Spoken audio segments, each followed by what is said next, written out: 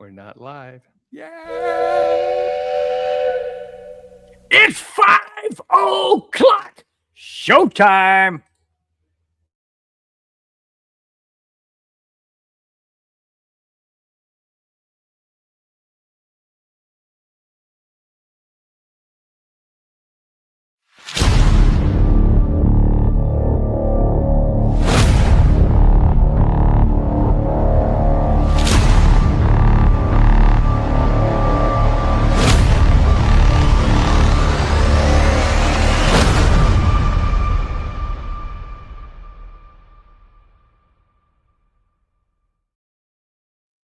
Hello, Bronco fans, football fans, and sports fans everywhere.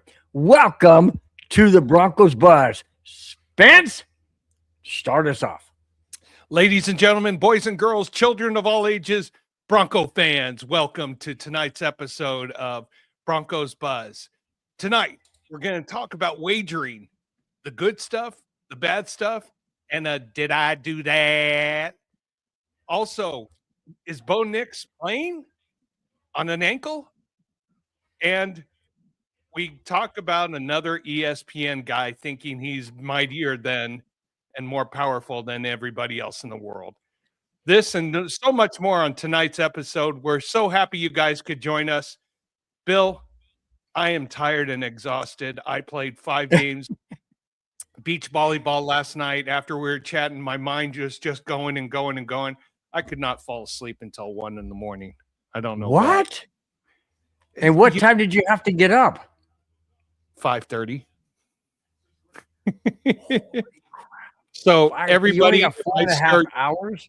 If I start yawning, please forgive me. I just, you get these nights where it's just like you can't stop thinking. The neurons keep firing. Everything's going on. The parents need this. The kids need that. The wife needs this. The dogs need that. The neighbors need everything else. And we're in the middle of May in a heat wave. I love it, dude. I love it. Absolutely love it. I came home from work yesterday. It was nice and sunny and bright like it is out here today in Southern California. 81 degrees, and I was smoking some chicken wings and just enjoying it. And I took some to work this morning. I got to work this morning completely opposite. It was cloudy, gloomy, and drizzling. I'm like, what the heck? We went from summer back to freaking winter. It's just anyway. But hey, in Southern California, it's called May Gray. In June, it's called June Gloom.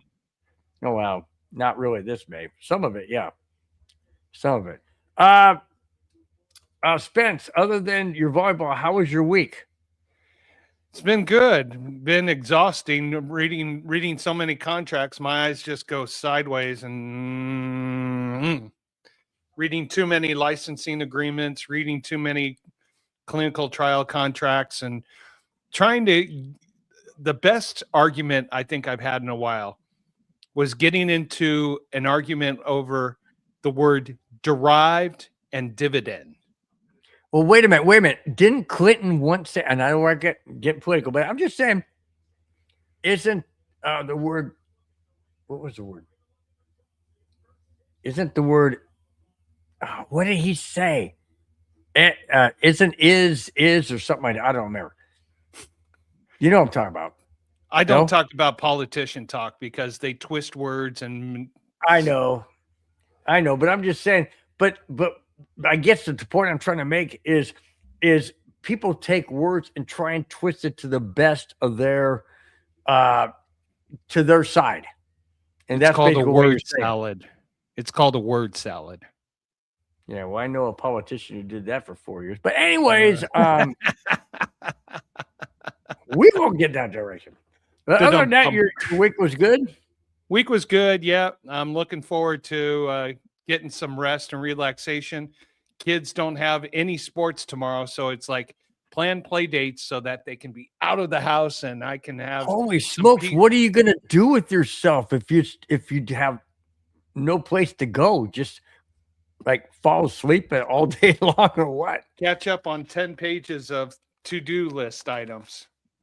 Oh, Anna gave you that booklet? It grows every day. You got 10 pages. I'm so thankful. I only got 10 things. Well, I have 10 I don't things, but I then don't they have kids derive either. into 10 more things, which subtext into 10 more things, which subparagraph into 10 more things, which subdivide into 200 more things. Oh my gosh, dude, that's crazy. That's crazy. Ah, that's good stuff. That's good stuff, man. Good stuff. All right, let's get into the chat real quick. David Yawkin leading us off, batting lead off. Says some fans will be mad as heck about Peyton's contract extension. We'll get into that. I don't know why he said that, but we'll get into that. He follows it up by saying it's only May, not September. Bo will be fine. Well, he'll be fine. Okay. Madungus says he called me earlier before the show and says, "Have you ever watched any of the Banana Ball?" And I said, "No, I could care less about, amateur stuff." He gave me some of the freaking rules. Dude, they are beyond ridiculously stupid. They're almost like Little League combined with softball, combined with Sandlot, combined with we'll just make up a whole bunch of stuff. Have you watched any of that, Spence?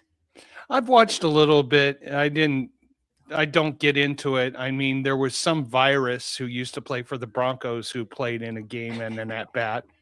But other than that, no, I don't really get into it. Oh, Russell Wilson. Russell Wilson. Not Whistle Wilson. Russell Wilson. I got it backwards. Whistle Wilson. How's that? That sounds good. Yeah. I don't know. To me, I love baseball. I got my Cubs hat on. I got the Cubs game on.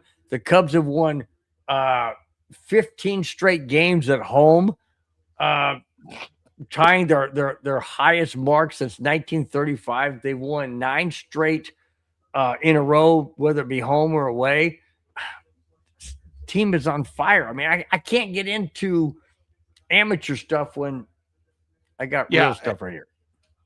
I had this great debate last night. Hey, the Rockets. Friends. Speaking of that, real quick, the Rockets are doing good, dude. I know. You see what happens when the Penner family gets part ownership of a team? Wow, you really think that's an influence? Of course. Wow. I'm grasping at straws, but it's an influence. Hey, maybe it's starting to click. Maybe it's starting to click and say, hey, you know what? I can make more money if I do the things right. Yeah, good point, man. Good point. Oh, hang on 1 second. I mean, I know they only own. Bob, I'm doing my radio show right now. Can I talk to you later?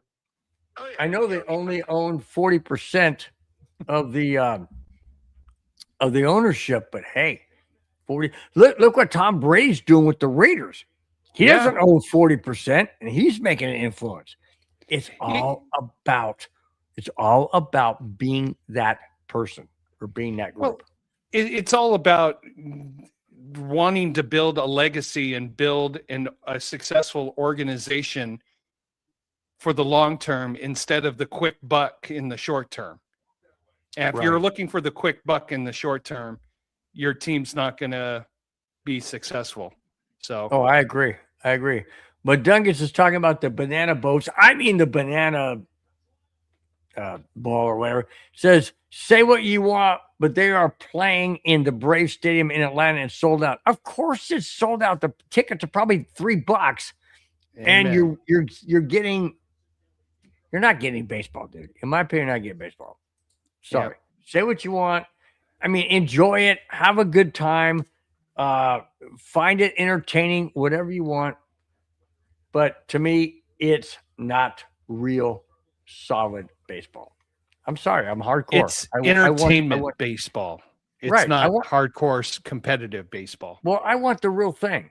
I want the real thing. That's what I want. And you know what? There's a niche of society that likes it. So you got to applaud them and you got to appreciate it. So they found their niche. No, I'm not saying that they shouldn't watch it. I'm just saying for me, tickets are $35. Dude, 35. I'll put it back up. Here we go. $35 is nothing. That's what I'm saying. I went to a Cub Padre game in San Diego, Petco Park. Paid my son did. I paid half of it. $50 to park in a high-rise parking area, and it was $75 a ticket. And you buy a beer and a hot dog, it costs you $30. $30. Well, wait a minute. Didn't you just do a story last week where you said the average beer price, or 2 weeks ago? I know, and obviously that was skewed. And I think it was the average beer price since 1971 to today. You did have to bring up that bad story. I did. I'm sorry. I know we're brought up on emotion, passion, and honesty, and I apologize for that because that was miscued. Did I do that? Yes, I did. Yes, I did. Yes, I did do that. All right. Speaking of baseball and the integrity of baseball, we have to bring out a sad note regarding one of Major League Baseball's teams and former owner. Former Atlanta Braves owner and cable founder Ted Turner has passed away at the age of 87. He founded CNN, TNT, TBS, Cartoon Network, and Turner Classic Movies.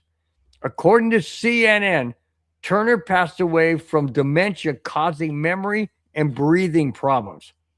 He was surrounded by his entire family at his passing. Spence, do you remember watching Atlanta Braves games on TBS?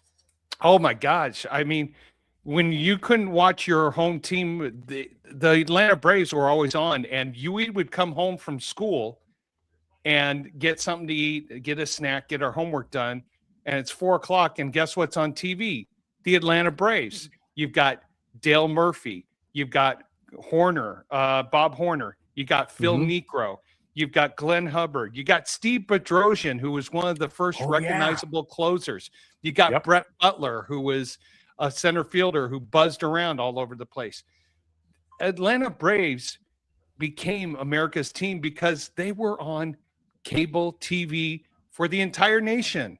Wasn't this, we're limiting just to the Atlanta area and you've got to pay an extra $15 a month for everybody to subscribe. No, this is how the Atlanta Braves increased their value and their popularity. And Ted Turner realized that. Do you know this? I researched this.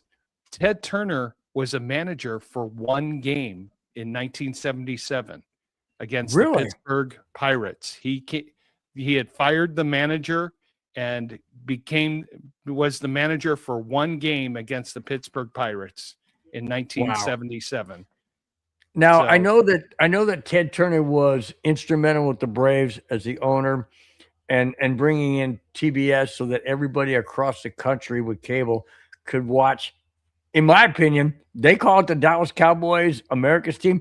Atlanta Braves were America's team in baseball. Truly. Because of Ted Turner. So let me ask you this.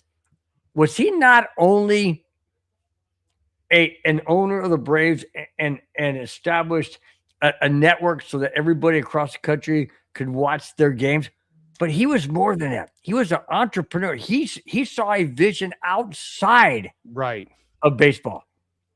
And he created all of those stations, and they're still going on today. He saw the value of viewership, getting people to recognize and watch TV and transitioning them to having different types of entertainment when after dinner and it's winter time or it's summertime, you can't go outside anymore. And he had different types of value. He had something for kids. He had something for adults. He had something for newsworthy, for sports worthy, for everything. So he was a pioneer in the developing era of cable TV. And, married somebody who's if you see her right now, is about as plastic gets in the world of plastic surgery. So Well, as my wife just went and goes, "Oh no, she's not." Oh yes, she is. well, we're gonna do this transition. Hang on, Bill. In the words of what you just used, Anna just said she was a great athletic supporter. Eh, I meant athletic reporter is what I but you meant. said athletic Athletic. supporter. I know I said athletic support. Now, speaking of plastic, we're going to segue into our very first time, but our second sponsor of the show. What? Here we go. There you go. And click on to the QR code of Sluggers Golf. Now, if you guys are kind of confused with Sluggers Golf, let me explain a little bit. The owner is Jeff Call, a fantastic entrepreneur in his own right. Let me show you what he does. Let me move out the microphone a little bit. Nice. Hopefully you can hear me. Look at this, guys. Look is a golf club cover of a real NFL football. Whoa! Look at the cover. Look at the cover. The inside of that cover is amazing. Felt. Look at the name on there. Paul Tagliabue. Nice. Commissioner, NFL official. Wilson, look at the top. Those are the real lacings. The real lacings of an NFL football. Guys, go on to Sluggers Golf. Click on to type in Broncos Buzz in the message section. You will get a discount. He does head covers for drivers. He does drivers. He does 3 woods. He does 5 woods. He does irons. He does putters. Guys, if you're thinking, it's only footballs, I don't have a football. No, he does gloves. He does baseball gloves. He does hockey gloves. You contact Jeff Call through Sluggers Golf. Go on to sluggersgolf.com. Click on that QR code right up there. Click on that QR code, and you will get directions to get anything and everything he has and he can make. Guys, it is well worth it. It's legit. If you have your dad has a glove that he wanted, or you have a glove, or somebody Father's Day's coming up, get him a head cover. If anybody plays golf, it doesn't matter. Do your due diligence. Go to sluggersgolf.com. Click on the QR code. If you click on the QR code and you type in Broncos Buzz in the message section, you will get a discount. Guys, you won't be disappointed. Absolutely guaranteed you won't. I just proved it right here, guys. I just proved it right here. And look at that's the inside part of a glove. And of the football, I'm sorry. And this is, look at that. The quality is unmatched. Absolutely unmatched. Now, hang on. I'm gonna smell this to see if it's real leather. That's real leather, guys. That is real leather. There you go. There it is. Good. Just take a picture of the QR code and it pops up there and you can check it all out. And I will check it.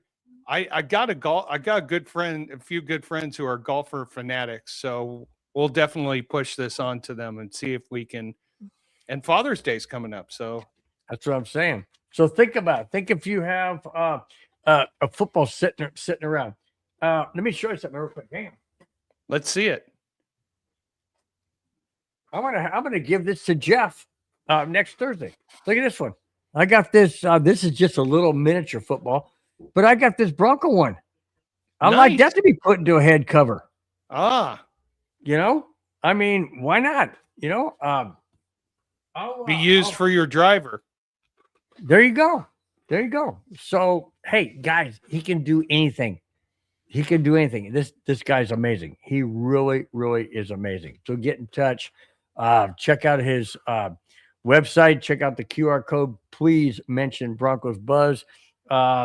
Jeff, we really do appreciate you for being our sponsor. Thank you so much for being a sponsor of the show. Thank you, Jeff. This week. All right, we're going to keep this up here for the main topic. Oh yeah, here it is, guys. Wow, the chat's blowing up. Mundungus says scan the QR code. You didn't click on it. I did. It's up there. And I took a picture of it and I scanned it and I showed everybody. Okay. Okay. Main topic. Denver Broncos are keeping their general manager, George Payton, long-term as they agree on a 5-year extension, which will keep him in Denver through 2030, per 9 News. Terms of the contract were not made available at the time. Now, Spence, my question is, if Sean Payton's getting a 5-year extension, what is that? I mean, excuse me. If George Payton is getting a 5-year extension, what does that mean for Sean Payton?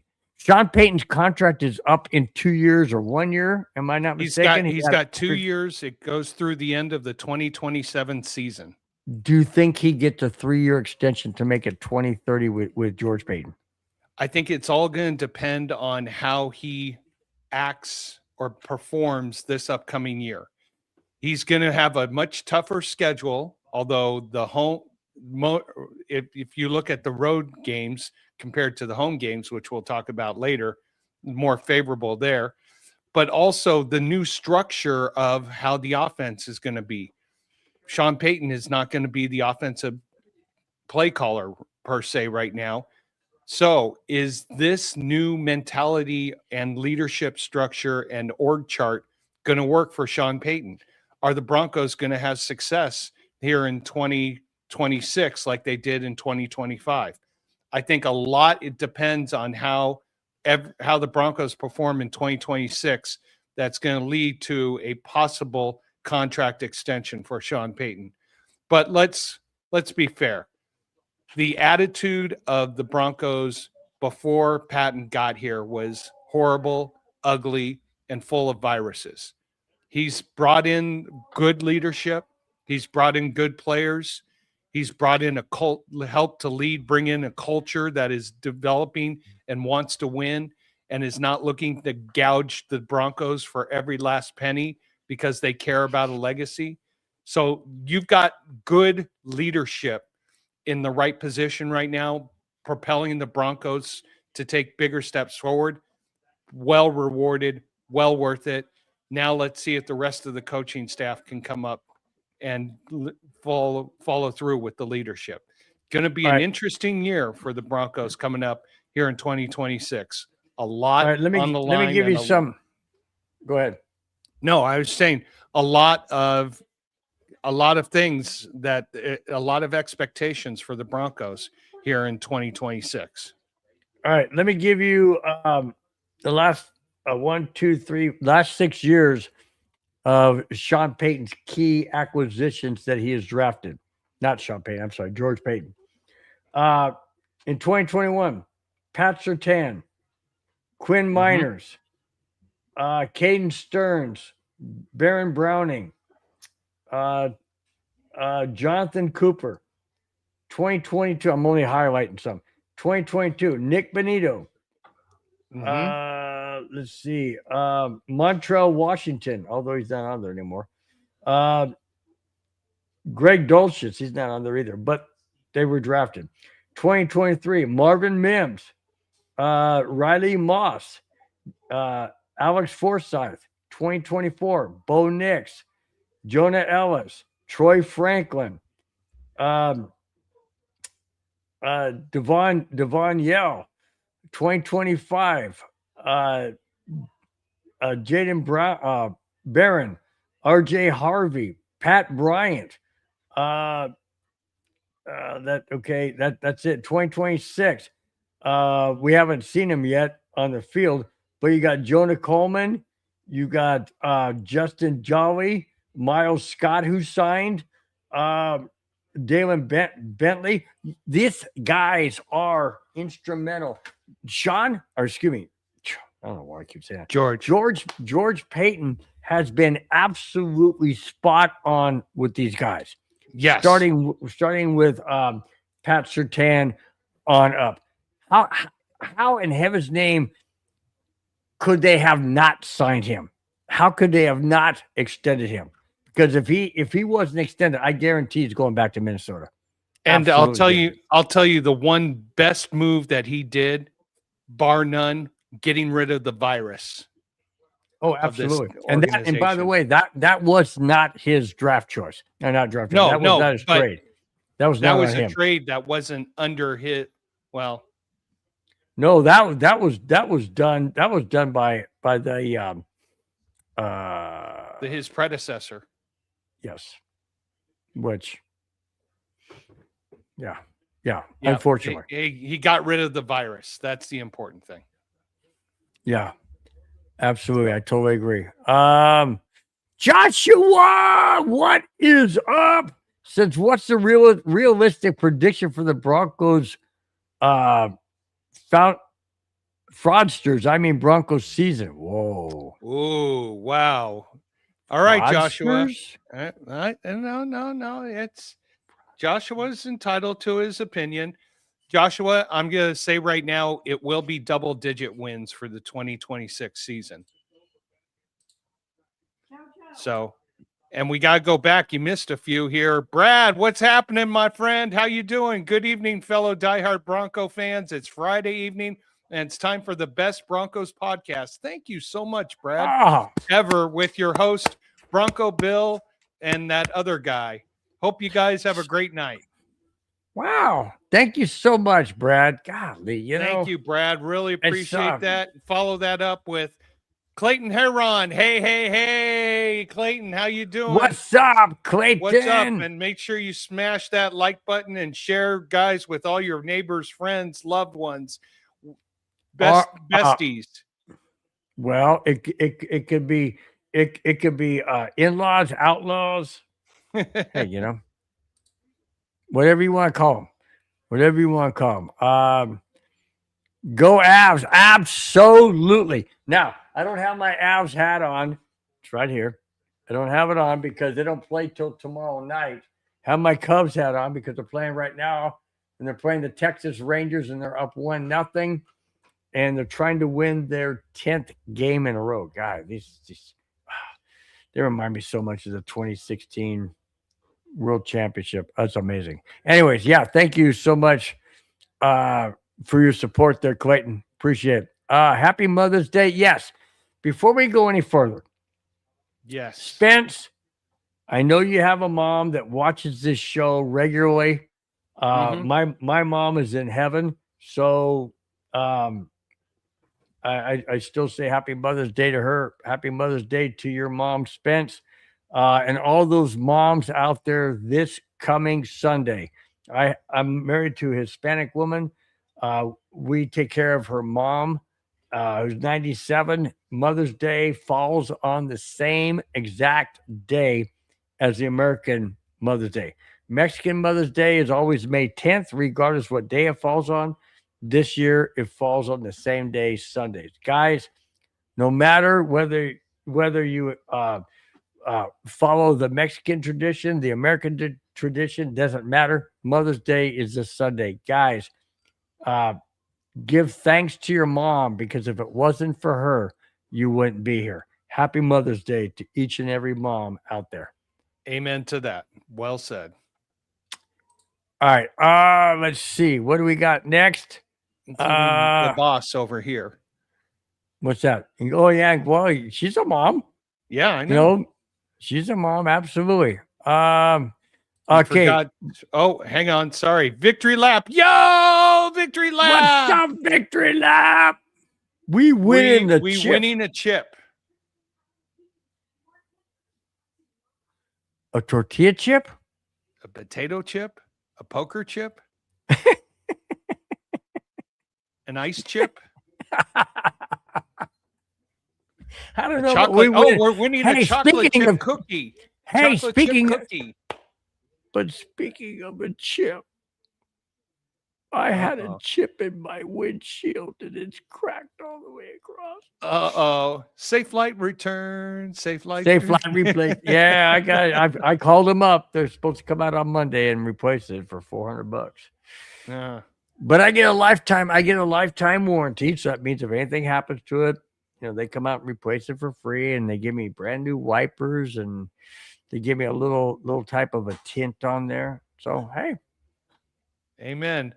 So Brad, honestly, Spence and Bill, the offense is as killer elite as last year. Our Orange Crush D-line is going to be as mean as last year. We will definitely be great. Love you guys. Yes, I agree. Thanks, man. I Love agree. you too, And bud. that should be a good segue into one of our next topics. Which is Bo Nix photo op or not. Oh, you're talking about the fake news. Yeah, fake news photo op. Okay. And Bo Nix timelines. People seem to hear the word fake news a lot on TV. Well, guess what? Not only do we have fake news, we're not showing it unless Spence has it, because I don't have it, but there's also fake photos. Fake news, fake photos. Here it is. Fake photos of Bo Nix's leg and ankle, as well as Steelers quarterback Aaron Rodgers going to the Cardinals, is all fake news. Spence, give us the details. Okay, so basically, someone posted a photo online of Bo Nix's legs, and he's not recovering. It's a gruesome injury. That was Alex Smith in 2024, and trying to promote, Bo Nix is not coming back. So, and then in the same group of people, but probably not the same individual, someone posted, some sports agent posted a photo of Aaron Rodgers is going to Arizona. Okay. First of all, Bo Nix, he's fine.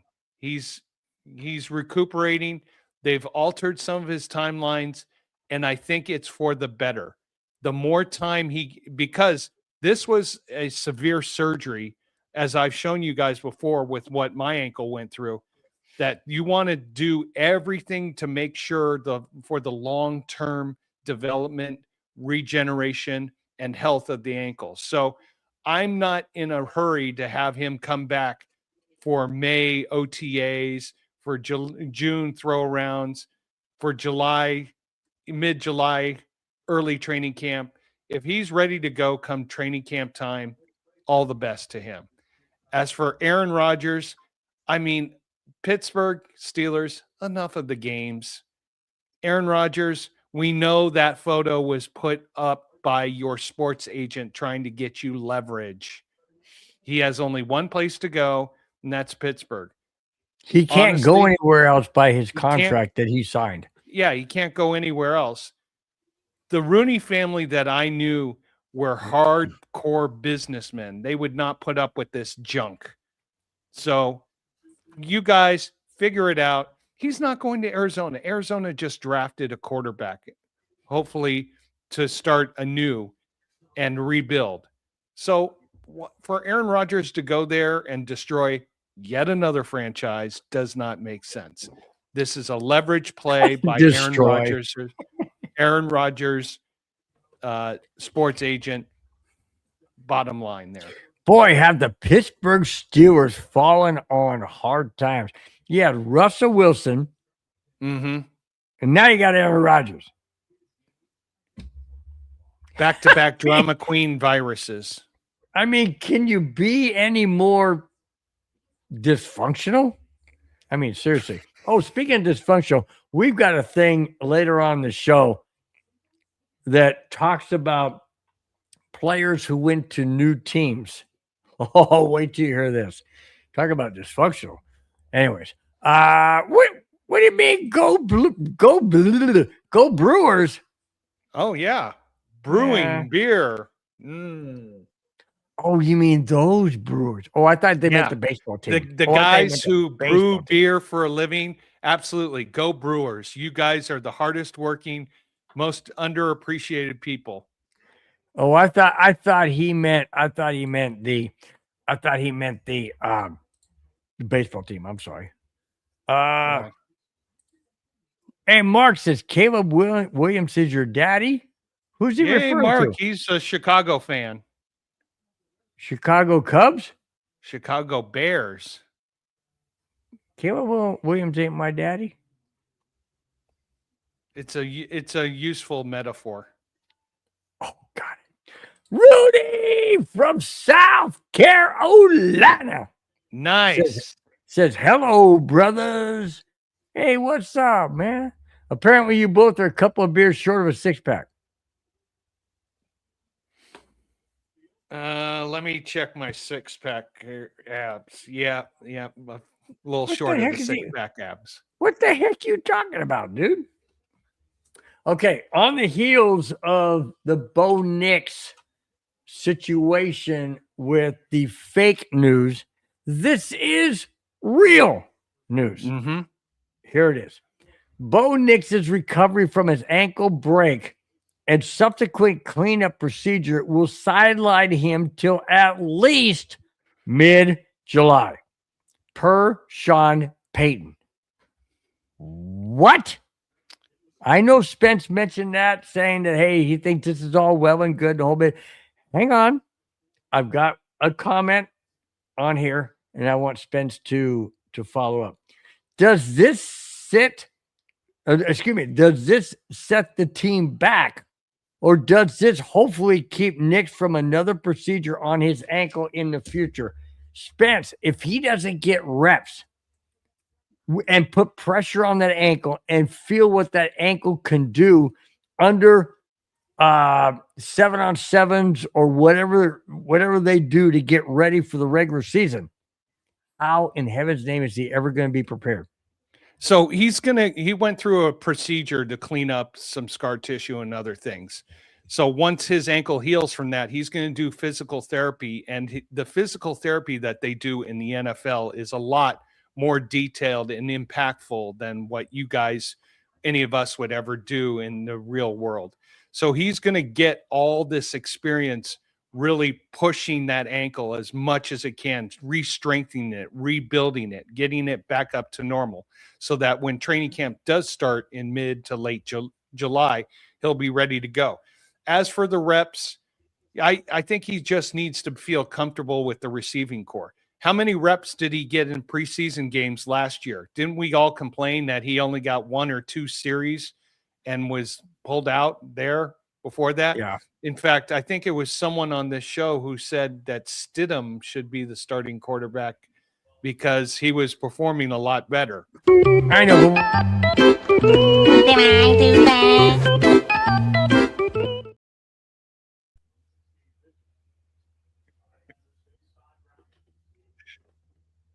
I guess I did.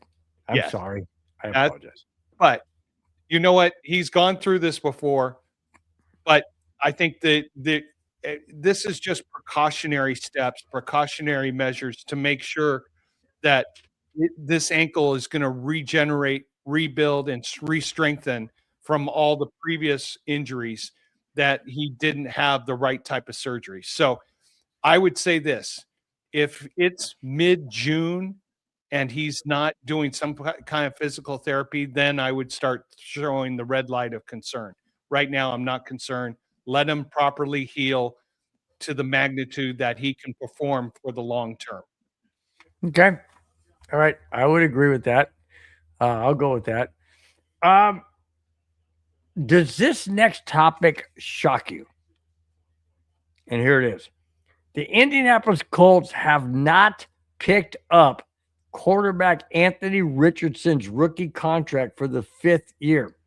Richardson will hit the unrestricted free agency market after the 2026 season. If they were to have picked up his contract, it would have been a $22 million guaranteed salary. Is that a mistake by the Colts? Is Richardson really that bad?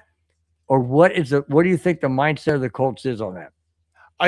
There was a game earlier this season, or the season before, back in, I believe, 2024, where Richardson basically got banged around and was dysfunctional and everything like that, and refused to come back in. And so they had to bring in, I think it was Joe Flacco, if I remember right, maybe, or I can't remember who came in and led them to a victory. Well, they got now their centerpiece quarterback who is leading the way. So why pay $22 million for a backup who has shown and demonstrated that he doesn't have the mojo to go out there and compete? I think this is a great move. Cut your losses. Where do you think he goes if he's a free agent? Does anybody pick him up? Not UFL. This year, but after next year. I think he goes to the UFL.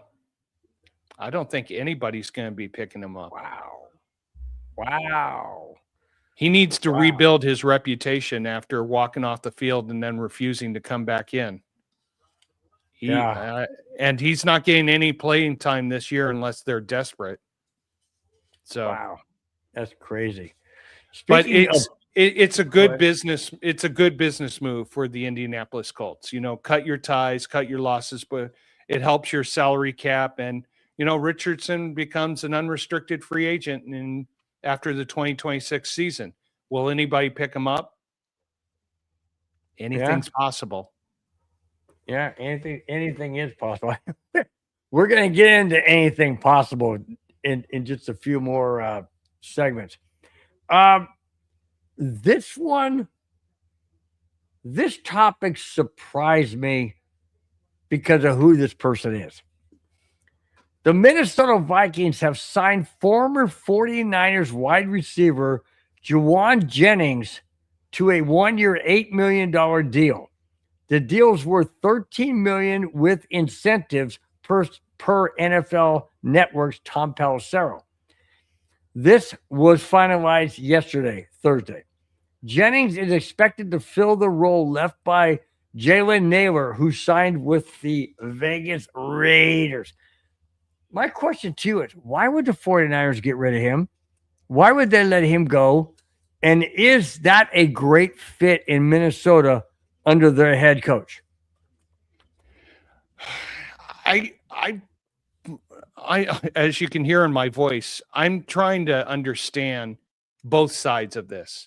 I think it's going to be a great fit for him in Minnesota. I think he gets a second chance to rejuvenate his career. As for why he got let go, I see no rhyme, reason, or logic unless there was some kind of internal dispute or disenfranchise or just disagreement, or he might have gone to the GM and said, "Look, release me. I don't want to be here anymore." Yeah, but that was never made public. None of this was made public. Sometimes those are never made public. Yeah. Interesting. Very interesting. Now, given the Vikings situation with their quarterback and all that, who they brought in, Juwan Jennings is going to fit in. I mean, they've got great receivers already. They already have really good receivers already. So if he's going to fill in for Jalen Naylor, is that a good fit? Is he comparable to Naylor? Is he better or is he worse? He's comparable, but you know what? It's a kind of a wait and see, because on paper they look like they're the same people. But on the field, is he going to blend better with his teammates? Is he going to be a supporter? Is he going to be someone who wants the team to succeed? Or is he going to have this number one attitude wide receiver, give me the damn ball every time? I don't think he can because Jefferson is number one. But are you gonna work with Jefferson, or are you gonna try to become the man in a situation where you already got the man? So that's Yeah, I brought that in because I was shocked that San Francisco let him go. Paul Shatter, nice to see you in the chat as always. Happy Friday. Hey, you're never late to the party. The party is always going on. Hey, whether you come in at the beginning, the middle, towards the end, it's all good, dude. Just glad to have you in the chat. Glad to see you. Glad to see your smiling, well, I say smiling face, but glad to see your name.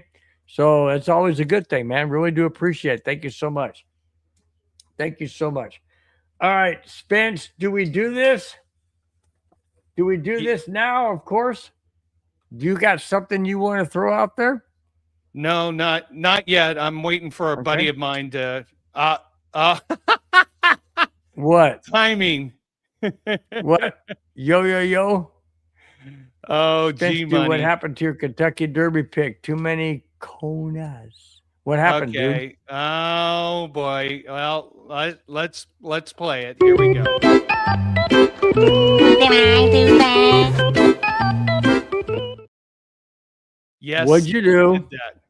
So I am a horse enthusiast, as most of you know. When it comes here in the next 2 months, once we get to mid-July and we're in training camp, we'll be playing some of the horses at Del Mar while doing the show. But I have been so overwhelmed with helping my parents out, helping my family out. My kids are running in 2 different directions. You didn't go with the lady. You didn't go with the lady owner. Lady owner. Oh no, I think Kentucky Derby. I have to be honest. I completely forgot the race was this weekend. Completely, utterly, absolutely. Would you have gone with her? Would you have gone with her? No, and I'll be frankly and honest. I took a look. I had a bunch of you guys. Yeah, you too, G Money. You texted me. It's like, where's your pick? Who's your selection? I know my buddy Brian also got on my case. Bob, I'm sorry about that. So then how did you lose? I didn't lose. I lost. I lost my reputation points. Oh, got it. That's why he's saying what happened to your Kentucky Derby. Got it. I didn't have it. I had too many Konas the night before. No, I completely forgot about the Kentucky Derby. Utterly, completely. I was so focused on reading so many contracts. Who would you have picked? Who would you have picked and would they come in? The horse that came in second. He was one of the co-favorites. He was also another big. Would you have won money anyways? I would have won a little money, but whatever little money I would have won, my kids would have spent it quick, fast, and in a hurry. So if you would have bet the winner, would you be golden? Sushi night. Yeah, but would it be more than sushi night? Would it be like a brand new car? No, money? No. If I had bet that much money. Well, no, I don't know. I don't know. He went off at 23-1, so that means for every dollar you bet, you win 23. Okay, so you bet 100, you win what? 2,300? I don't bet $100. That's. I'm just saying, if you bet 100, would it be 2,300? That would have been 2,300 and a shopping spree for my wife. Happy Mother's Day. But in this case, it was $0 because you forgot. Oh my God. Now, what's the most you ever bet on a horse like that? I think I've bet $50 across the board on a horse that came in second, and I barely won money back. Okay, well, you did okay. You did okay. You came back. I can't believe G Money. I am so mid julep. Oh, Shadow said mid juleps. Yeah, I cannot believe. I'm going to remember the Preakness race for this show in 2 weeks. In 1 week. I promise. I gotta tell you a story. I gotta tell you a story, guys, real quick. I went to have years ago, 2 or 3, maybe 5 years ago, a place here in town where I take my car to get oil changes, and the owner of the place where I go is a big, huge Kentucky Derby, Preakness, and whatever the other one's called. Uh, whatever the other one's called. I can't remember. But anyways, the Belmont. Oh, Belmont, yeah. So he's big in that. So I happened to go in there on the day on a Saturday to have my oil change, had it set up and everything. And he said, "Hey, just to let you know, we're closing at 2:00." And I said, "Okay, well, I'm in here at 9:00, so it should be done." He goes, "Yeah. I just want to let you know because would you like a mint julep?" 9:30 in the freaking morning. He's like, "Would you like me to make you a mint julep?" Huh? 9:30, dude. It's okay. It's Kentucky Derby. It's all good no matter what time. The dude went back, did a double shot. Oh, Kentucky bourbon. Mint julep. And I took a sip of that one. Ooh-wee. Okay, well, I know you're closing at 2:00. I'll probably be here till then. Dude, my car was done at like 10:30 or 10:15. I didn't leave till like 11:30. I'm like, I'm good. Your head was like our opening horn sound. I've never had a mint julep. I didn't know what it was. He says, "Oh yeah." He said, "This is a drink of the Kentucky Derby." I said, "Really?" He said, "Yes." He had fresh mint and just kind of crunched it up. Yeah, it was good, dude. It was good. But I'll tell you what, it was so smooth and good. But man, it was like this, dude, up my side. Hey, Spence, it was like this upside my head, dude. Hey, it was like this upside my head. Bam! I was like, what the fudge? Like, what hit me, man? You checking in, Brando, with the kisses? Look at the little guy. He loves you. With the kisses. Do you want cookie? You want cookie? Or do you want chicken?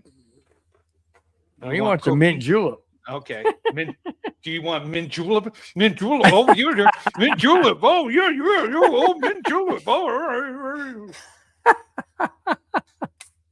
oh, that's good stuff, man. Okay. So Paul Shatter says you're getting some Chick-fil-A. Oh, yum. Nice. My wife bought me KFC with mashed potatoes and macaroni and cheese for later, so that's good. Hell yes, mint juleps are good. Well, they are, dude. It was so. Have you had one, Spence? No, and I'm not going to have one. It is so. It was so refreshing, so good. But then all of a sudden, I went, "What the heck?" Like, dang, dude. Yeah, it was good. All right. Sorry to say, guys, comes another. You know what? You know what we're talking about. Ding dong. Jackass of the week. Here we go. 30 years later. You suck, you jackass. All right. You know, some people think they can just do things in college or in high school, maybe a couple years in the pros, and get away with it. Not in today's society. Not going to happen. Here we go. Marcellus Wiley, former NFL and sports personality, has been accused of sexual assault by 4 women. A lawsuit by 3 of the individuals sued the 51-year-old. He's 51 and he's doing this? Yep. Does he not have any game? I mean, when I was younger, he's people married. said, hey, he's married? He's married to a reality star from the Real Housewives of Beverly Hills. Yeah. All right. This just took a whole different twist, which Spence will get into, but here, let me continue. A lawsuit by 3 individuals sued the 51-year-old for raping them in 1994 while at Columbia University. Mm-hmm. It gets worse, guys. The suit also claims that Columbia hid the rapes by Wiley so that he could graduate and move on to an NFL career. Uh-oh. Oh, that ain't good. Hang on. This is all being brought forth by an interview from the women on Rolling Stone. One claim began, one claimed person, female, began by saying, he groomed me Groped. when I was 13 Oh, and then sexually encounters when Wiley was in the NFL. It continues. He invited me to his hotel room or his room to clean his CD players and then assaulted me. Spence, 13 years old. Yep. If this is true, he's in big trouble. Now, one thing I researched was the statute of limitations because of how far this went back. Rape or abuse of a child in the state of Massachusetts under the age of 16, no statutes of limitation. Rape Good. in Good. general for an adult is a 15-year statute of limitation. So if this person, the one of the three, says that they were under 16 at the time, that's the only count that probably is going to progress forward. Now, there's been a total of 7 accusations, including a sexual assault by a former ESPN woman back in Good 2009. Now, sexual assault, the statutes of limitation in the state of Connecticut is 30 years. So they do have a claim. And then, as we were saying, the other 3 were between 95 and 1999. I want to reserve my opinion on this because who knows if these are true or not. But if they can be proven, he's in beyond big trouble. And it's in 3 separate states. So I think his career in broadcast TV is coming to a complete end. going back to what it says here, and I got this directly from the article, former NFL football player, obviously, and sports personality formal. He's not doing that anymore. So apparently there has to be some validity. What's the word? Validity. Some validity to this story. Yes. Or otherwise he wouldn't be off of those. I mean, there's 7 total women who are coming forward. One woman from ESPN, the 3 you spoke about, and a different 3. So stay tuned. This I reserve judgment right now, but it's not looking good. And to do it to someone who was a minor, I hope 13 years old. And Come if on. it can be proven, I hope he gets life in jail. I do too. You know, I never want to wish the worst on anybody, but if you put yourself in that situation, then you deserve what you get. You Yeah. absolutely deserve what you get. Paul Shatter says Patriots coach. No, not No. him. Not Vrabel. No. Epstein wannabe. That's pretty sad, but you know, okay, let me ask you this question, Spencer. We're not going to spend a whole lot of time on this. Can you even begin to wrap your head around why these NFL athletes who have everything at their fingertips,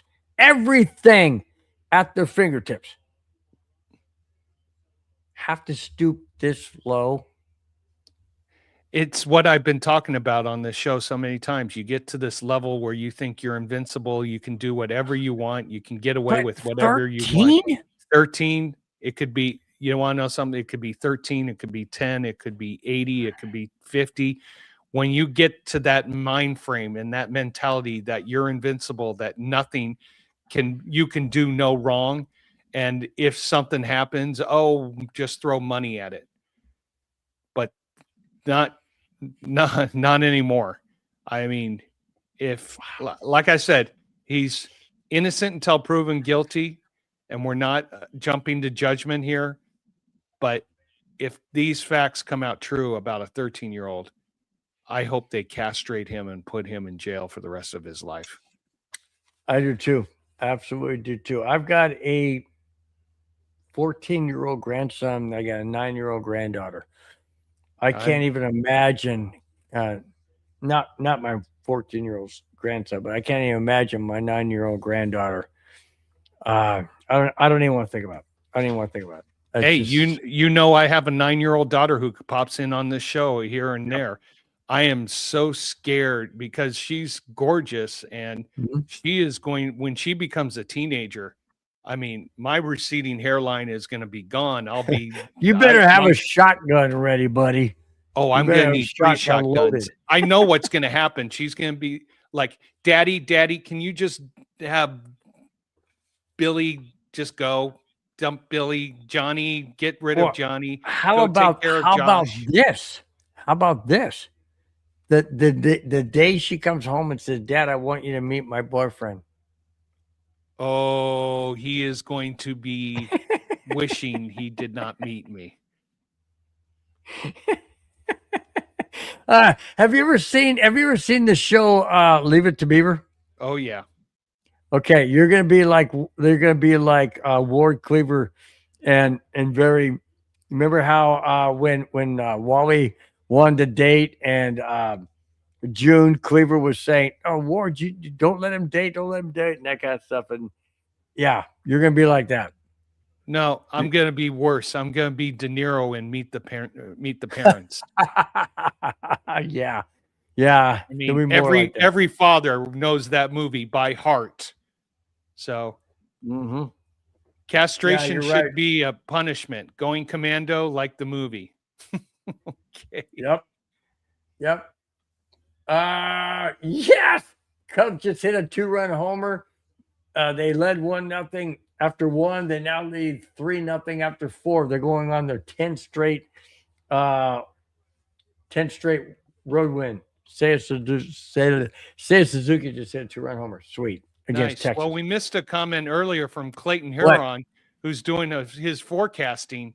15 wins. Ooh. How many? He's predicting 15. we go 15-2. Well, we've got an interesting schedule coming up.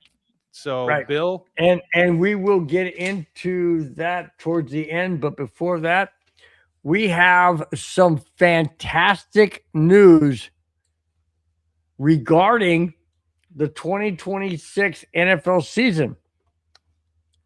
We will not be seeing replacement refs. Oh. We will not be seeing replacement refs. The NFL referees have ratified their CBA contract.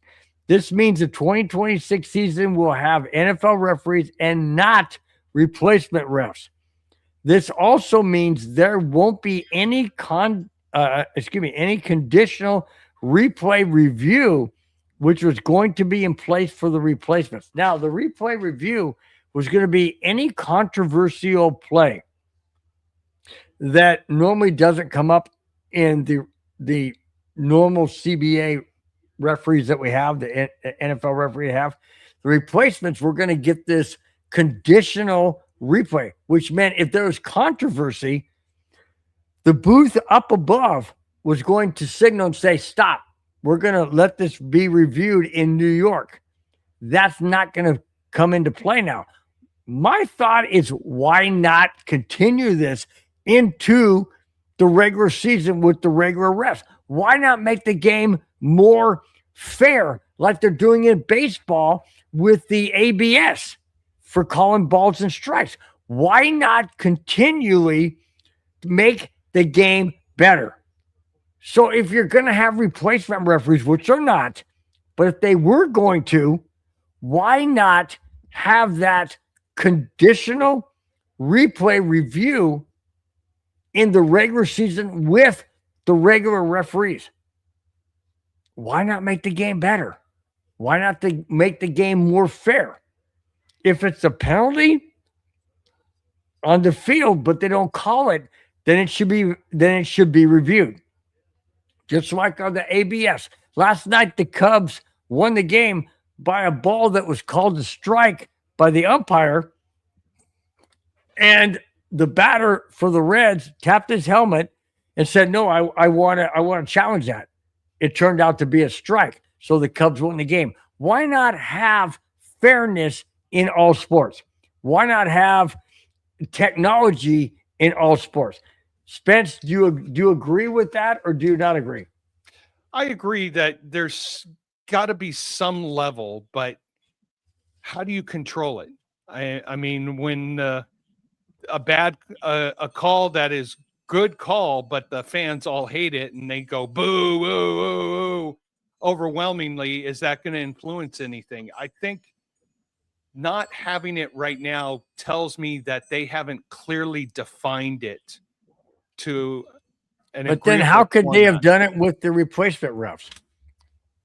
We were never going to get to replacement refs.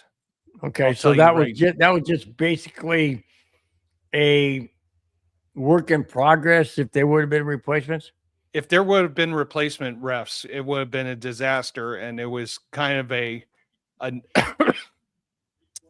safety net to help protect them in any situation there. But hey, I said it before when we had discussed this, that the refs have to be taken care of, because we don't want another situation like we had in Seattle against Green Bay, where the virus threw a Hail Mary and the Green Bay guy intercepted it, but they called it a touchdown. Paul Shatter, I'm going to read this. I want you to comment. Castration should be a punishment. Going commando, like the movie. Amen to that. Well said. Well said, Paul. Paul follows up by saying, we can all apologize to the refs now, right? We can all apologize. Amen to that. Apologize for. I'm glad the refs settled. Seriously. Main reason why I'm glad they settled. I don't want to see replacement refs. I don't want to see games won and lost because they have no freaking idea what they're saying.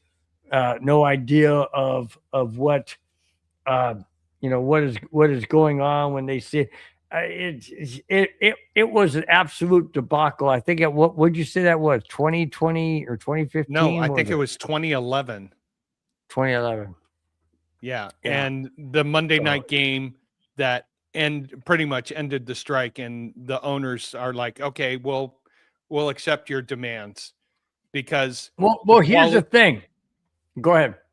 I was saying the quality of the product that is probably the most in demand right now needs to be oversight with the highest quality of referees, and to not have those on the field and be able to play games.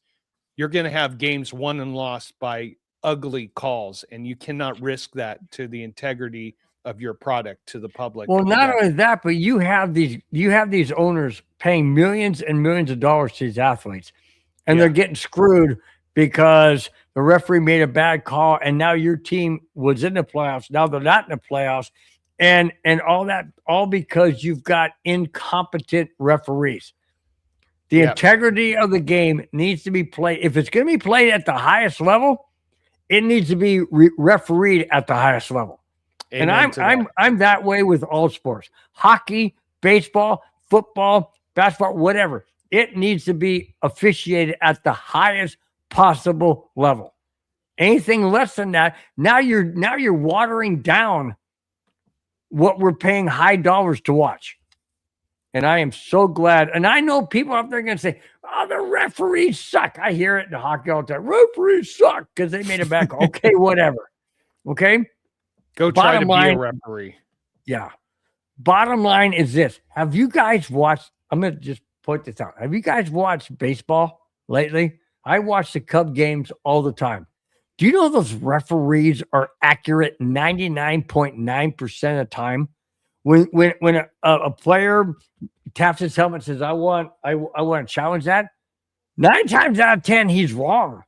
9 times out of 10, he's wrong. That's how good these professional umpires are. We may not like it. We may think that they are way out of bounds. They are good. And if you're going to have high quality paid athletes, you need to have high quality paid referees and officials. That's all I'm saying. Yep, I completely agree. And you know what? You're making millions and billions, NFL owners. Share the wealth for the integrity of your game, because you keep the integrity of the game. That million becomes billion down the road. Yep. And you know what, guys? Do you know why we watch sports like we do? Because we can't play like they can. We think we can. We think we can. We go out to a pickup baseball. Spence goes to play volleyball. He plays volleyball. Spence has commented many times where this guy is a professional volleyball player and dang near smashed a ball in his head. No, right. Spence? Memorial Day 2023. This guy, his last name's Klein, I won't say his first name, plays in Japanese league. And he got a perfect set and there was no block. And I was getting ready to dig it and the ball whizzed right by my head and I didn't even react. And we're all busting up laughing. And I was just like, I think I might be a little out of my league for these tournaments now. So you see what I'm saying? Guys, we love the sports we watch because we admire the ability these guys have. That's why we watch them. We admire the ability these guys have. And to be paid at the level, and people say, oh, they're getting paid millions of dollars. They should be getting paid. Why? Why not? We pay into it. You know, I mean, I agree. Doctors and lawyers and all that they do get paid a lot of money. Don't kid yourself. Don't kid. They get paid lots of money. But sports, to do what they do, I know I can't do that. So just saying. Yeah, and the sport I love watching most, I even have it up here on my big screen right now, is hockey. I mean, these guys can do on skates what we cannot even do on our own 2 feet.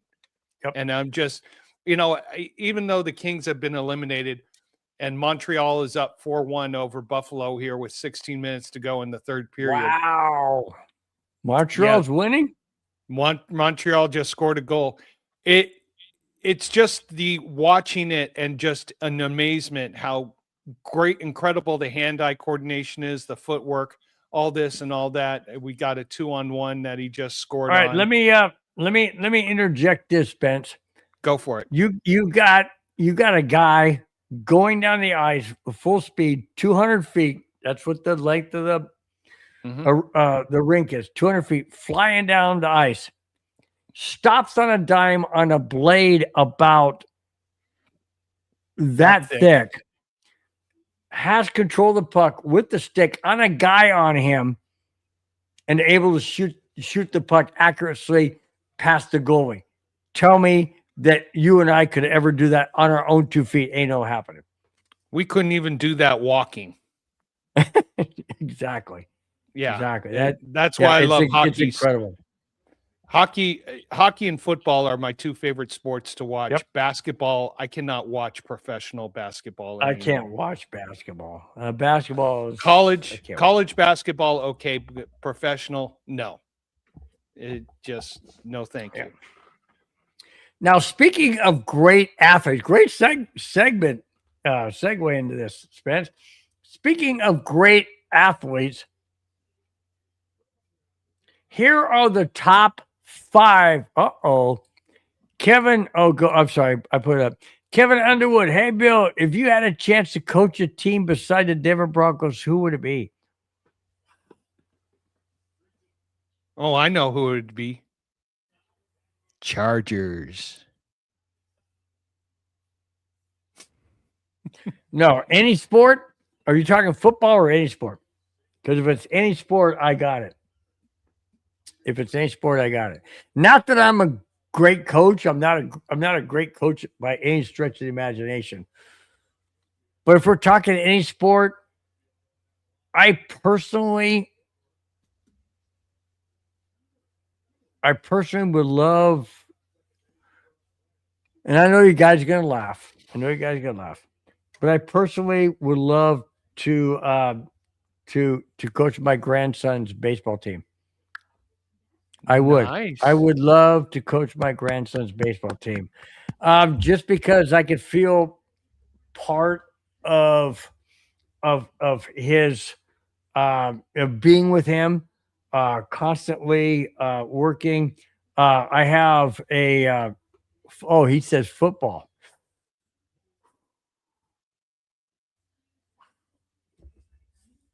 I could, if what do you say? If I could have a chance to coach any team besides the Broncos, it has to be football. I've got a team. Minnesota Vikings. I thought you might say that. Minnesota Vikings. That's my NFC team. That's my NFC team. I would like to coach the Minnesota Vikings. Probably not help them worth a dang, but if I really, going back to your original question, other than football, if I had, I would love to coach my grandson's baseball team because I could be with him every day. I could see his development. I could help him out. I have a guy who comes to the golf course where I work. He's a hitting coach for Major League Baseball. I won't give him his name. But he's a hitting coach for multiple different players on different teams. He's not with one team, but he's with MLB. Anyways, and I've picked his brain a little bit about my grandson. He's given me some pointers to pass on. So, yeah, I would love to coach my my grandson's baseball team, Little League. I think that would be fantastic. I haven't been asked, but that's okay. It's all good. But then again, I haven't inquired. But yeah, it would be the Minnesota Vikings. Kevin Underwood, thank you so much for that. Yeah, it would be the Minnesota Vikings. Not that I would be any help because I'm not, a football player, but I'm not a professional baseball player either. But I did play baseball, and I love the sport of baseball. I really do. I was a switch hitter. I'm better left-handed because I'm right-handed, so I pull the ball through or the bat through a lot stronger. So I was a switch hitter. And I was also a switch hitter, but because my hitting from the right side, I could swing with power, but I had I uppercut more of my swings than I didn't. Left-handed, I was had a level swing, and I could just hit it anywhere, not with power, but I could shoot the gaps and shoot the lines and everything like that. Yeah, I'm not a big guy. I don't have a whole lot of power, but I could sit there, look at the defense and say, okay, am I going to bat right-handed? It was funny because if I stepped in the bat about right-handed before the first pitch and I saw them shift, I'd immediately go to the left side, even though they would shift back. But that let me know, yeah, it was fun. It was fun. This is interesting. Let's hear it. Here it is. The early odds of MLB. Early odds of MVP for the 2026 season are, and I'm shocked by these top five. I'm really shocked. Number one, Buffalo Bills, Josh Allen. Excuse me, these are all Vegas odds. Josh Allen plus 600. Now, Spence, what does that mean plus 600? You got to put 600 down to win 100? No, you wager 100 to win 600 or 6-1 odds. And honestly, he's a media darling, and he's got every opportunity. So, yeah. Yeah, but it shouldn't be that way. It should be according to your performance. Okay, right. Let me continue. Mm-hmm. Number 1, Buffalo Bills, Josh Allen plus 600. Number 2, this may shock you, It did to me. Ravens, Lamar Jackson plus 750. That's no thank you. I don't. There's some dysfunction with that team. New coaching staff. Don't trust them. Number 3, This shocked me. Patriots. Vrabel. I'm sorry. I meant Drake May plus 850. They're going off him making the Super Bowl, and they're trying to make him a sucker He bet. wasn't that good. He was not. So you want to know something? It's a Vegas sucker bet to get all you Patriots fans. Oh, hey, he's in the MVP race. Let's throw some money. Vegas is going, yep, come on, we'll take it. Number 4. This was shocking. No freaking way. No way. No.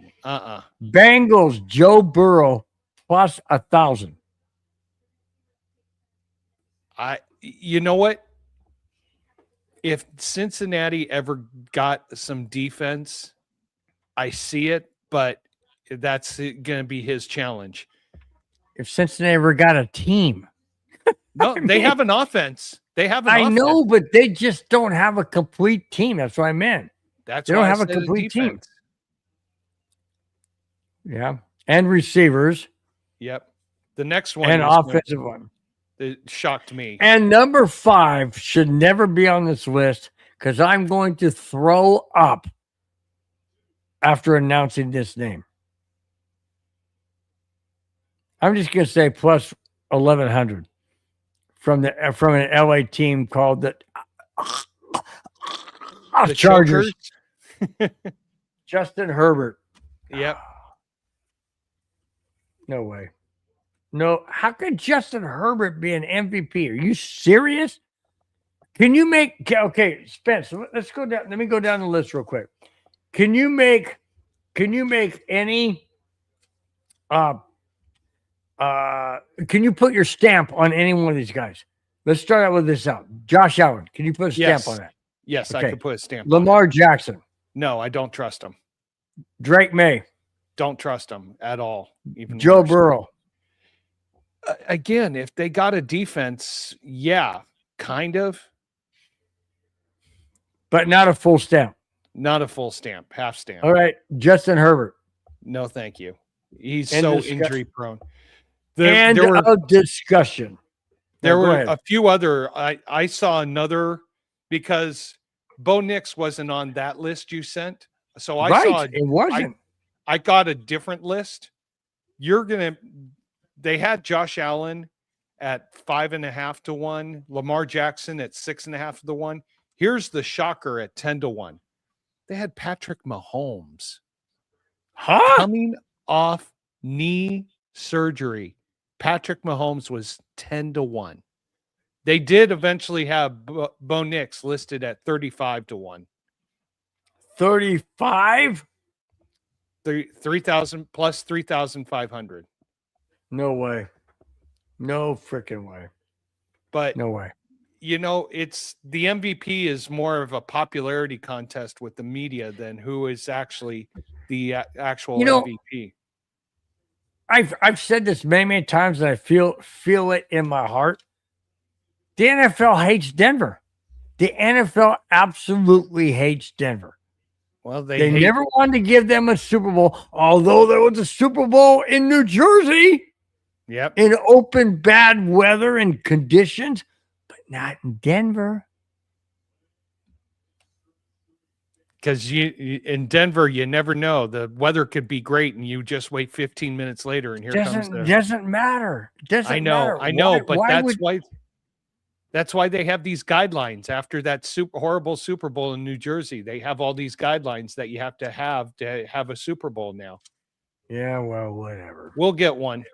We'll get one with the new. Oh yeah, stadium. with our new dome stadium, that's gonna be fantastic, dude. I can't wait.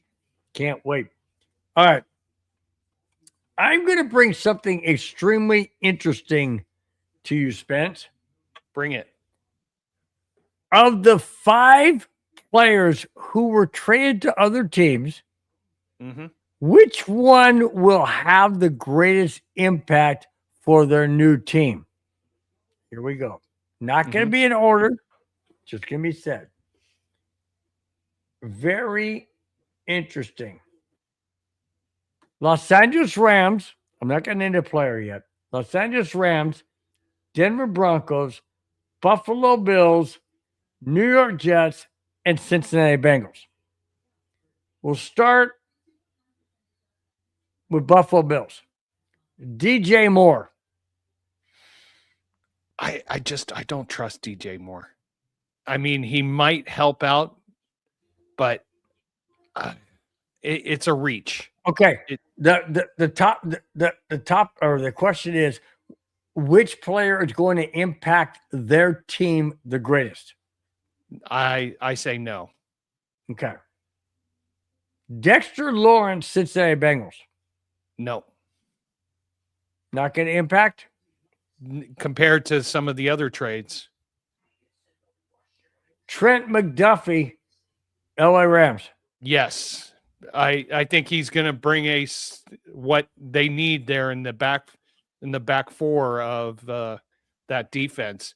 It comes with a risk because he's going to be a big salary cap hit, which is why KC had to get rid of him. But I think he's going to help the Rams significantly on defense. I got two left.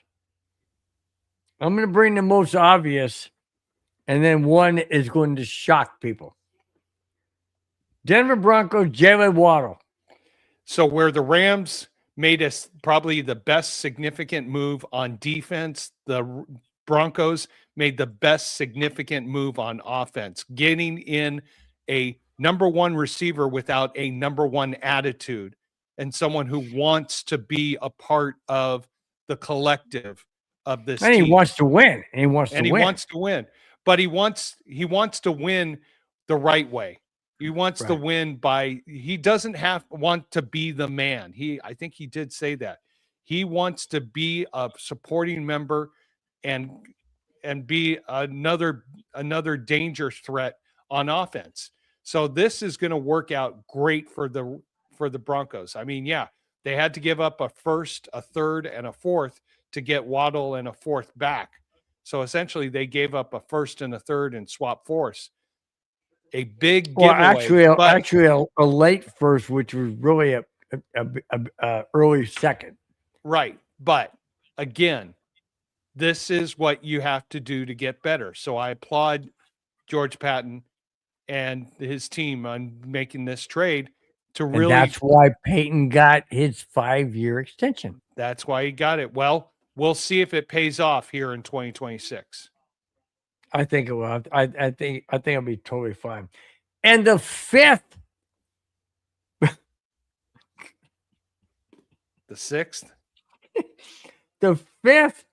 trade to make the biggest impact on their new team is none other than New York Jets, Geno Smith.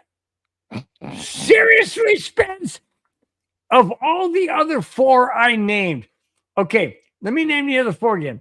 Dexter Lawrence goes to the Bengals. DJ Moore goes to Buffalo. Trent McDuffie goes to the Rams. Jalen Waddle goes to the Broncos. And Geno Smith to the Jets? Seriously. Waddle is a deep threat. Waddle highlights got me excited this week. Awesome. Amen. Way to go, Paul. I love it. Yeah. But going back, Geno Smith, how is he even in that list? I mean, the way he played in his last game as a Las Vegas Raider, I mean, they're grasping at straws. Or else the person who wrote this article is a huge New York Jets fan and is trying to get the Jets like, yeah, we got Geno Smith. You know, the Geno Smith who was awesome in Seattle. That was a 1-year wonder. So, yeah, as for the Jets, grasping at straws again. And that's why they're the JUNKS junks. Junks.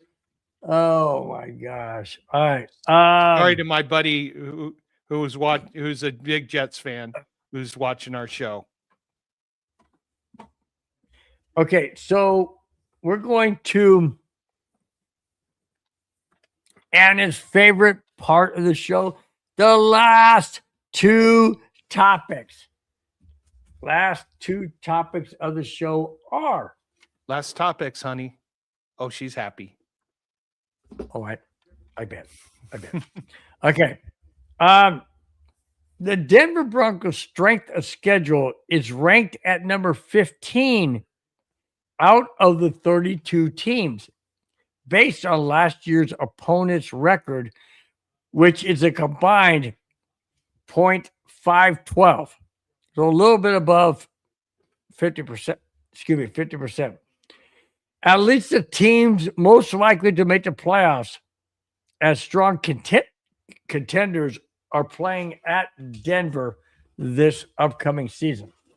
My question to you, Spence, is do you put any value in the strength of schedule? Do you put any value in whether we play home or away? Or does it even matter what the schedule was last year? Because draft picks and players that move and come in and stuff make a bigger impact. So what happened last year was last year. But I'm glad you brought up the topic that most of our hard games outside of our division, we have them at home. We have 8 home games this year. We got the Raiders, we got the Chargers, we got the Chiefs. Well, but that's our division. Outside of the division, we face the AFC East, and we get Buffalo and Miami here this year. But we don't get New England. That hurts. Well, I look forward to us going to New England. Really? But it just depends on what time of year we go there.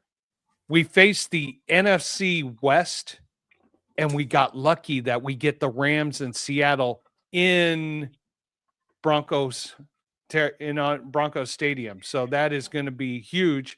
And we have to face the AFC South like schedule winner, meaning since we finished first in the AFC West, we have to face the AFC South winner, which is Houston. So we went to Houston last year and came away with a victory. They come here this year. That is a good defense Houston has. So that's going to be a fun game to watch. Now, conversely, look at our road games. We have 9 this year. We've got, of course, the Chargers, Chiefs, and Raiders. As Bill mentioned, we go to New England. Full revenge game. That will be a sushi bet. We'll go and play the Jets, who are disorganized.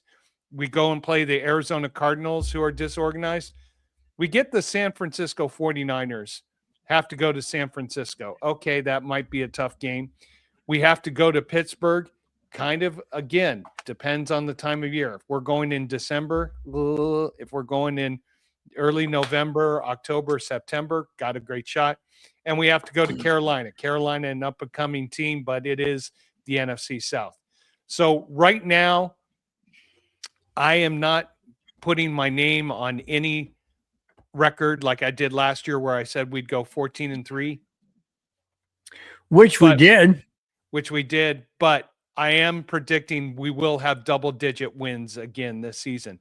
I just want to see the schedule, which will be released either late Wednesday or midday Thursday next week. Which we'll have it on our show for Which we'll be talking about on our show. Yeah! Because we are Broncos Buzz, and we bring everything at the end of the week. People, you know, here's the thing, Spence. Things happen on the weekend. And then they get released periodically throughout the week. By the time it gets to Friday, we get the whole gamut. We get to talk about everything with you guys. And you guys in the chat get to make comments on everything. Absolutely. And we get to go on side topics, as always, like what team would Bill want to coach if he wasn't a Denver Bronco? Good call there, Kevin. So I'm excited for next week's show because of 2 things. One, We're definitely talking about the schedule. And 2, I'm going to have a Preakness winner for you this time, and be prepared. Ooh. Speaking of odds, Ooh, nice segue into the final way to topic. work that in, Spence. Speaking of odds, I have a problem with this. Early odds to win Super Bowl this season per Vegas Mm-hmm. are as follows for the AFC West. I didn't get to all of it, AFC West, but I did bring in the top 3. Here's the AFC West. Raiders. For all you Raider fans, put your money down. Here it is. You can win bank if the Raiders win the Super Bowl this coming year. Raiders plus 15,000. 150 to 1. There you go. They're at number 28 out of 32. This one pisses me off. Welcome Denver to- Broncos, Yep. number 13 plus 1,900. I think you've got to give Vegas a little break on this one, because again, we talk. Well, no, I would say this: if we knew 100% that we were going to have a healthy, strong, stable Bo Nix going into the season, then the odds would be a little bit lower. I think the uncertainty that Vegas sees right now is why the odds are a little bit higher. Okay, so now you're contradicting yourself, bud. No, I'm saying this is what you Vegas, but that's my opinion. I said this is what Vegas sees. I know, but what I'm saying is, if the doctors and everybody are saying he's going to be 100% fine moving forward, why would Vegas put such ridiculous odds on that? They're enticing you to wager. That's the little nugget. Would you put money on it? Absolutely. You would. Yes, I'd put $20 On a 1,900 plus on a 19 to bet. 1 odds right now. Yes, And that would pay you out what? $3,800. Are you serious? Mhm. For a $20 bet? Yep. How do I get into that? Well, what you do is you Do I have to go to Vegas to do it? Can I do it online, or how do I do $20? I'll do that like right now. There you go. But how? And my favorite, and ironically, they're at number 13. 13 is my favorite number. Ah, I'm telling you, dude, this is the stars are lining up. actually, I had one too many zeros there, as I just got a text message and from I will not say his name. Hey, Bonehead, make sure you got your multiplication right. 20 times 19 is 380, not 3,800. Okay, I'm sorry. I'll still take 380 for $20. There you go.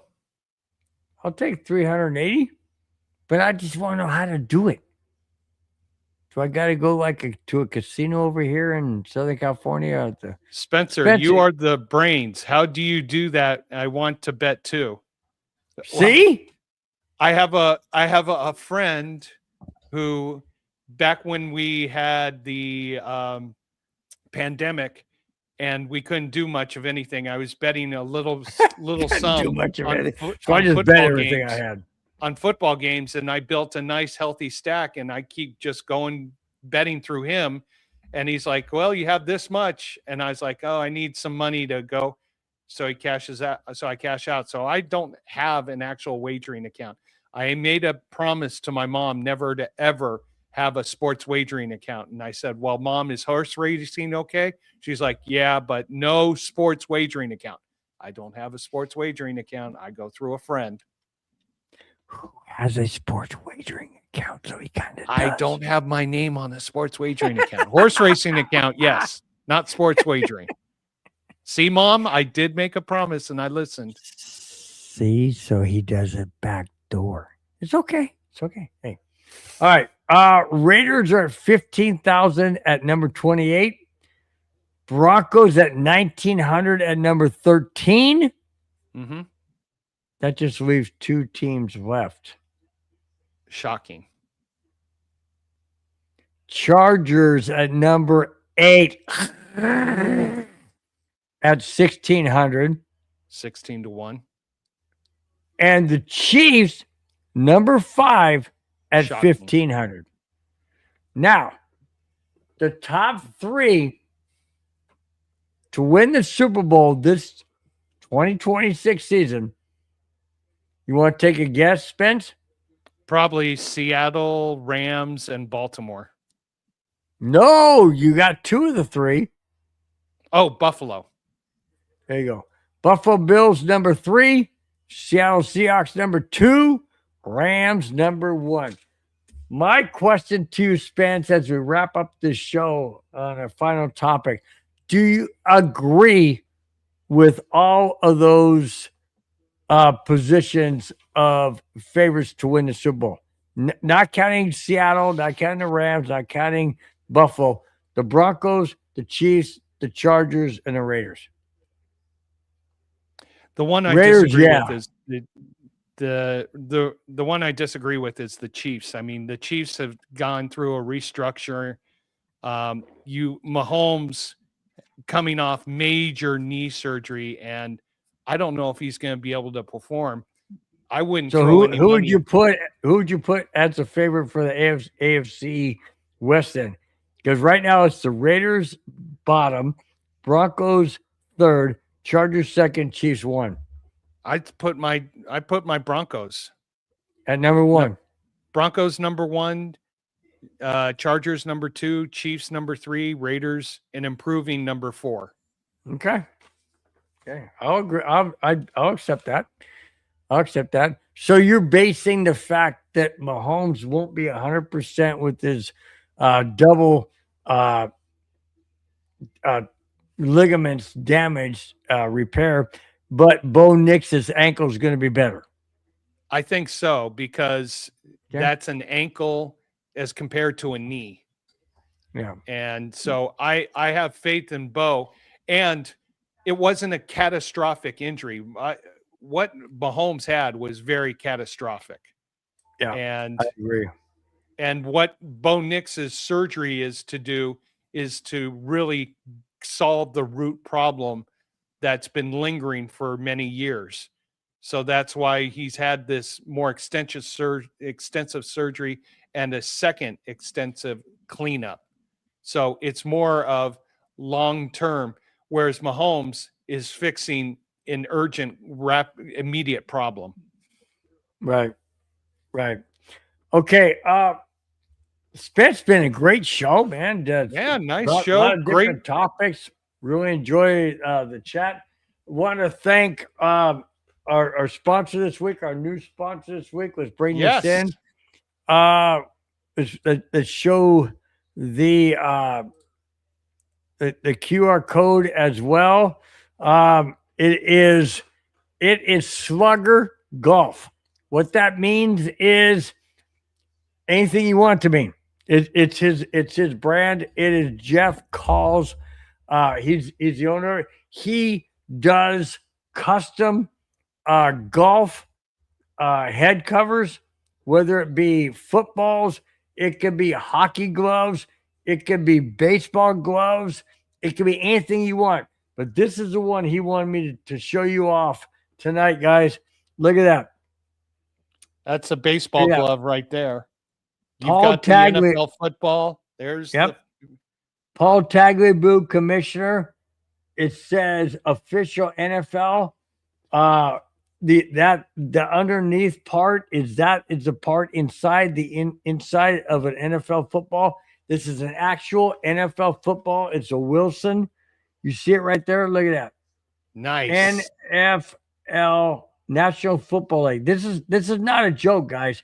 This is real stuff. He will take any item you have. You can send it to him. Go on to the QR code right. Well, whatever Spence wants to point to, because I can't point it. But right up there in the QR code, type in Broncos Buzz in the message section on checkout. And guys, you won't be disappointed. I'm telling you, this guy is amazing. The job that he does, he can do head covers for drivers, for 3 woods, for 5 woods, for irons, for putters. He can make anything you want. I'm going to take this. I mentioned this a little earlier in the show. I've got this Bronco little miniature football. It's a Bronco. I want him to make a head cover for me out of this football. I don't use it. I don't throw it anywhere. It's just a decoration. I want him to make it into a head cover. Guys, take advantage of this. Take advantage of this. Please click on to the Broncos Buzz in the message section. You will get a huge discount. It will be well worth it. Guys, Father's Day is around the corner. If your dad, your grandson, your granddad, yourself plays golf, whether they do or don't, whether you just want something made that you can just have around as a memory, whether it might be your own baseball glove, a football that you treasure, whatever. It's well worth it. Spence, you got any comments before we get out? No, I'm looking at some of the pictures here. Here's one of a bunch of baseball gloves on a golf bag here with a driver, a 3-wood, and a 5-wood. So check it out. The golf enthusiast in your family and friends definitely will love this product, and they'll be very happy with it. Good quality, good longevity, and for the sports guru, it's something that they should have on their golf bag. Absolutely. Before we get out real quick, we're going to keep up the QR code and the link to the Buzz, Bronco Buzz. Spencer, you are the, not that one. You already did that one. Oh, wait a minute. Hey, Bill, Spence, who do you take to win the Stanley Cup? I know who Bill says, and you know what? I'm going to actually agree with him. The way they've looked so far, boy, it is going to be tough to beat them. But go Colorado Avs. Hang on. Right there. I'm telling you. See, I'm not a Kevin. Even though I'm a Colorado boy, I'm not a fan of the Avalanche because they're the Quebec Nordiques, and I had a girlfriend who was from Quebec, and I can't do it. Plus, but you're not married to her.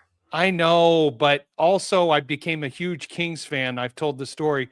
My dad took me to a playoff game back in the day between the Kings and the Boston. Oh no, Bruins. you could be a Kings fan, but how can you still say they're Quebec Nordiques? You're not married to her. So come to the good side. Come to the good side. Just you don't have to like the Avalanche. Just say yes, they are the Colorado Avalanche. I surrender. They are the Colorado / Quebec Nordique Avalanche. And on that note, hey, thank you guys, everybody, for being a part of the show, for everybody in the chat. David Yonkin leading off tonight. Thank you so much for your comments. Really do appreciate it. Madungus, thank you for your help with the comment section and all the other things, and you're showing your love for banana baseball. Brad, thank you so much for the great compliments about our show. We really appreciate you and love that you think we're the best. So thank you so much. Get all your friends and your buddies to be a part of the show. Clayton Huron, hey. Thank you so much for being a part of the show. How was dinner tonight? Didn't he go to Chick-fil-A? Curious about that. Joshua had an interesting comment, but thank you so much, Joshua, for being a part of the show. Victory Lap. Yo, Victory Lap. Thank you so much for being a part of the show. Mark, who's a big Chicago Bear fan. Thank you so much for chiming in today. Rudy, how many of your Gamecock friends are going to start watching the show? Need you to promote them. Well, G Money giving me a oh, hard I time. gotta tell you something real quick. So I Go. looked it up. About the Gamecocks, and it goes back to Civil War, that kind of stuff. But anyway, do you know what they call? Do it. Say it. Come on. Do you know what they call the student section at any of their games? I don't remember, but go ahead quickly.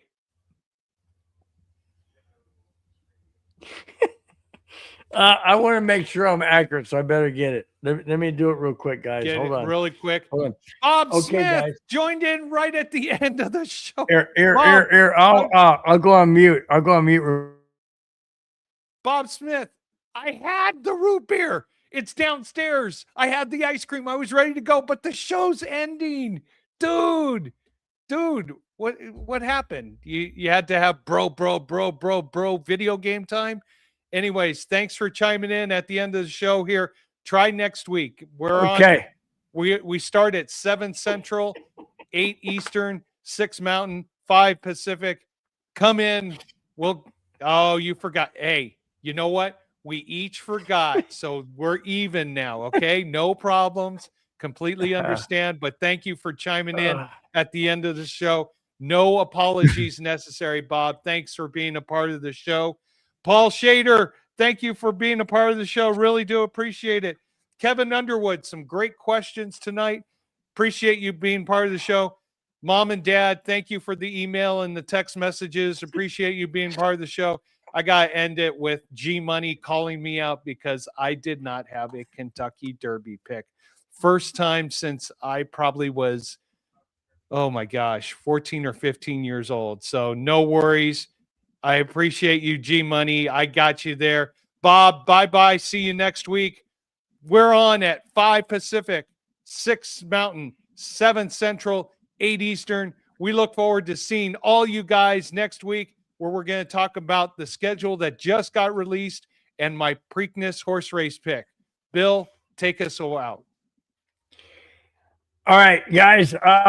I got to end it on a Gamecock comment that Spence brought up.